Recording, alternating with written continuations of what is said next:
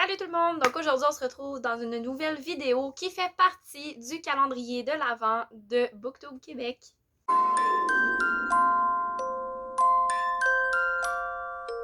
Aujourd'hui, on est jour 4 et c'est à mon tour. Pour ce qui est du calendrier de l'Avent, vous allez avoir toutes les vidéos dans la description à toutes les fois. En fait, je vais faire une playlist sur ma chaîne et je vais aussi vous mettre le lien de la vidéo d'hier qui était chez les lectures de Grumpy Cat. Donc, je vous laisse avec ça. Puis maintenant, on passe à ma vidéo.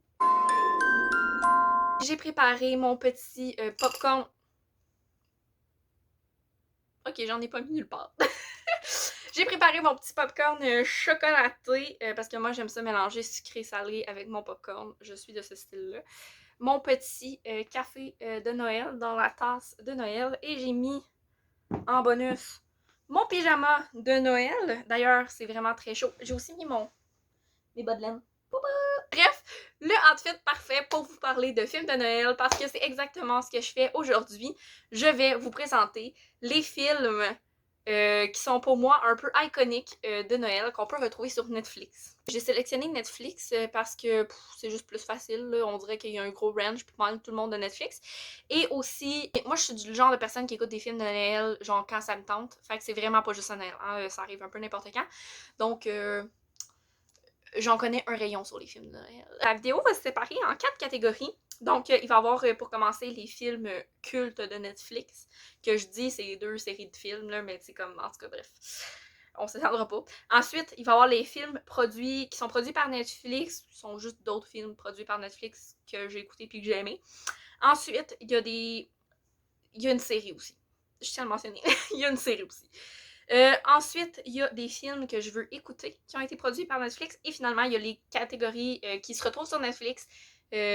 Catégories de films qui se retrouvent sur Netflix, mais qui sont pas produits par Netflix. Je dis vraiment beaucoup trop Netflix dans cette vidéo. C'est vraiment horrible. My bad. Donc, sans plus tarder, on commence.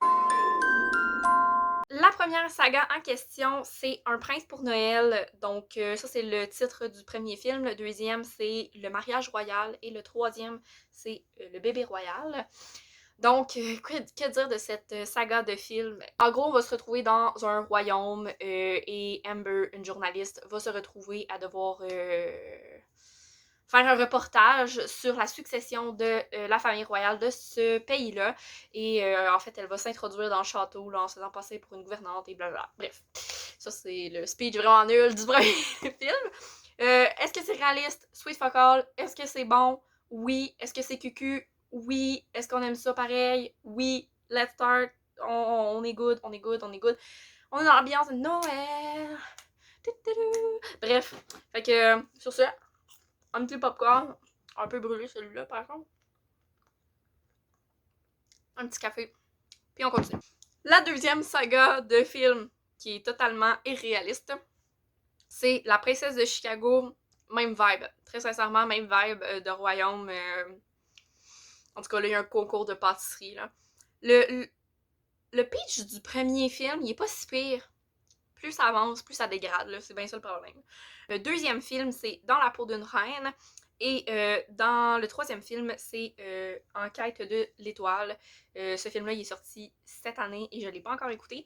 Mais c'est ça. Donc, qu'est-ce qui se passe avec la princesse de Chicago? Bon, comme je vous ai dit, même principe, un royaume imaginaire qui n'existe pas. Il y a deux filles, là, c'est des sosies, puis ils switchent dans la vie l'une de l'autre. Est-ce que c'est clair? Puis la fille tombe amoureuse du prince. C'est tout ce que j'ai à dire. Merci. C'est très simple, mais je pense que je vais même pas en dire plus. Vous avez compris, puis je pense que potentiellement vous avez écouté les films aussi. Fait que on va m'arrêter là pour ceux-là. Parce que je sens que plus j'en parle, plus je me sens genre vraiment niaiseuse de les écouter. Donc, le premier film, je vous mentirais pas que c'est un peu un film chouchou parce que il est quand même vraiment très bon. Dans un espèce de côté fantastique et tout, amour, cute, mais en même temps, à part le fantastique, ok, c'est pas plus réaliste, mais je veux dire, il n'y a aucun film de Noël aucune romance de Noël qui est comme vraiment très réaliste, de manière générale. Donc voilà. Donc, l'alchimie de Noël. What happened avec ça? On a un chevalier genre d'Angleterre du Moyen-Âge qui se retrouve pour sa quête aux États-Unis au 21e siècle. Il va faire la rencontre de Stacy, je pense qu'elle s'appelle. Bref, une jeune femme qui ne croit plus vraiment en l'amour. Et ben, ils vont fricoter. Je tellement poche, ça n'a pas d'allure. Bref, c'est un bon film, je vous le dis. Même si je suis poche pour faire des résumés, c'est un bon film. Ensuite, une duologie, les chroniques de Noël. Donc, c'est littéralement les chroniques de Noël 1, les chroniques de Noël 2, là. Cherchez pas plus loin que ça. Ces films-là, ce que je trouve intéressant, c'est que ça nous ramène vraiment dans les films cosy de l'enfance où on a un Père Noël. Comme, c'est basé sur le mythe du Père Noël, littéralement. Ça fait toujours du bien de retomber dans ces films-là d'enfance où il n'y a pas de romance impliquée, c'est juste deux enfants qui sont so-so à Noël puis qu'ils veulent juste refaire vivre cette magie-là. C'est juste vraiment magnifique. Donc, quoi de plus à vous dire que je vous les recommande? D'ailleurs, il faudrait vraiment que je les réécoute parce que ça fait tellement longtemps que je les ai écoutés. Voilà. Ensuite, d'un côté un peu plus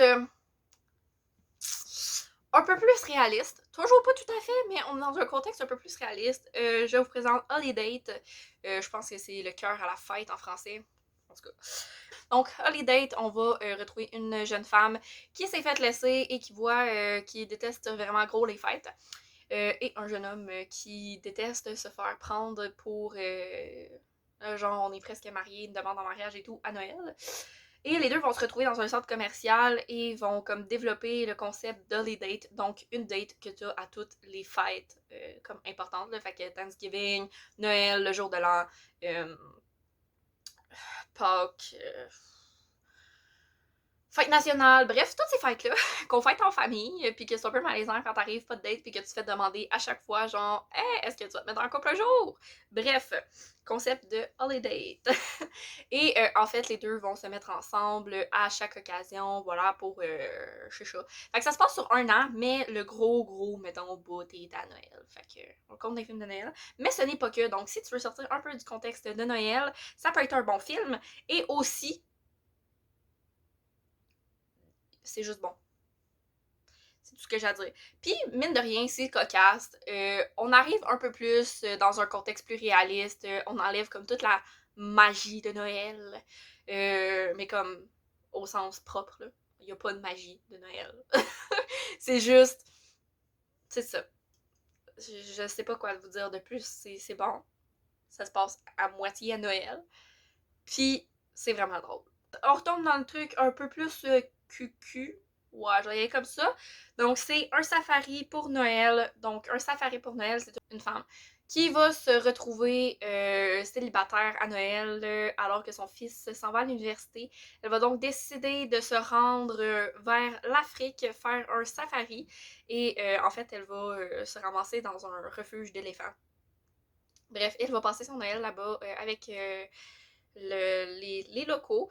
Donc, c'est quand même intéressant comme film, une romance toute douce. Ça se passe à Noël, mais on est dans un autre environnement qui est pas classique, je vais dire ça comme ça. Donc, voilà, un film aussi très intéressant.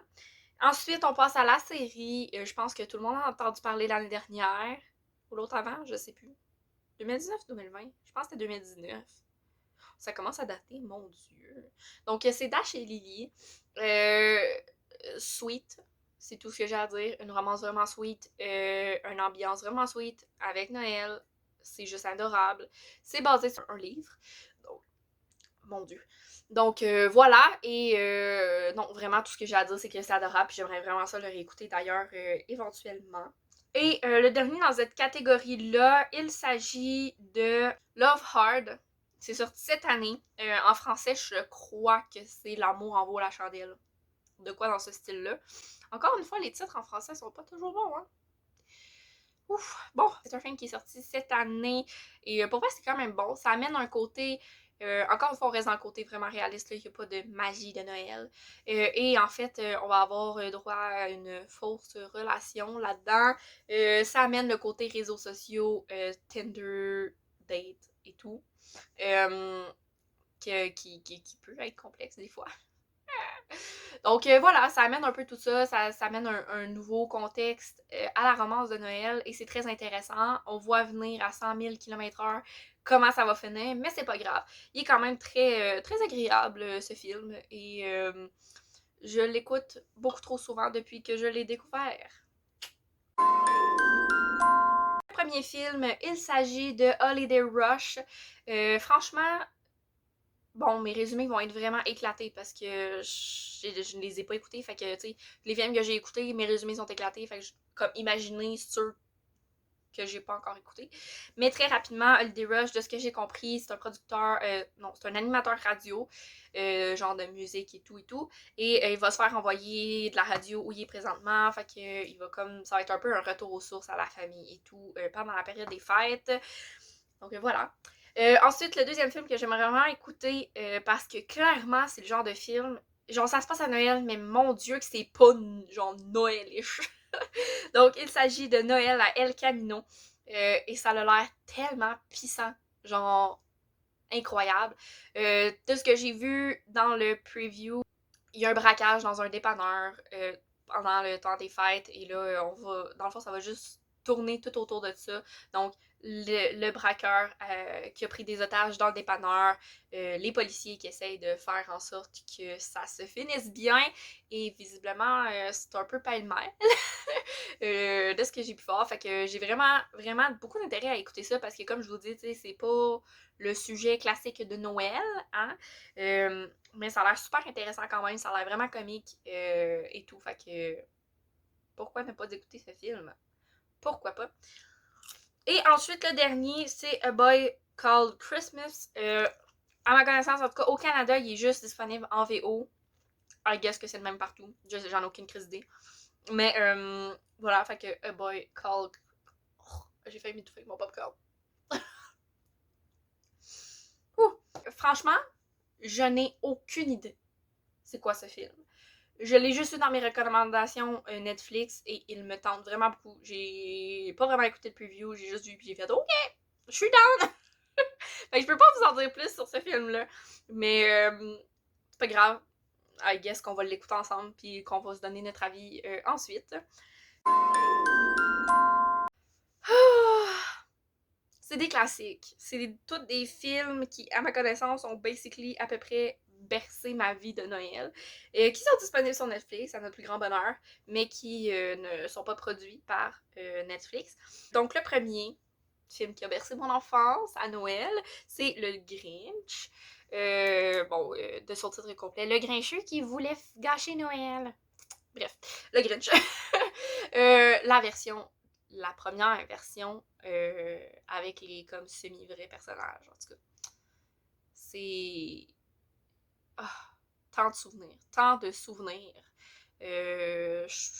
J'hésite à vous faire un résumé. Ça, je pourrais pas rendre la beauté de ce film dans mon résumé. Fait que je vous ferai pas de résumé, ok? Tout le monde connaît le Grinch. Il y a la version aussi animée, si ça vous tente. Mais voilà. Ensuite, le prochain film, c'est The Holiday.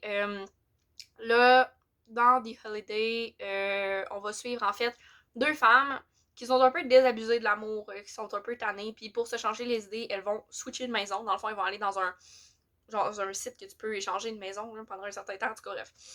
Elles vont faire ça et elles vont switcher. Donc, on en a une qui habite à LA et qui va s'en aller en Angleterre dans un trou perdu, et inversement, la fille qui était dans un trou perdu en Angleterre va s'en venir à LA.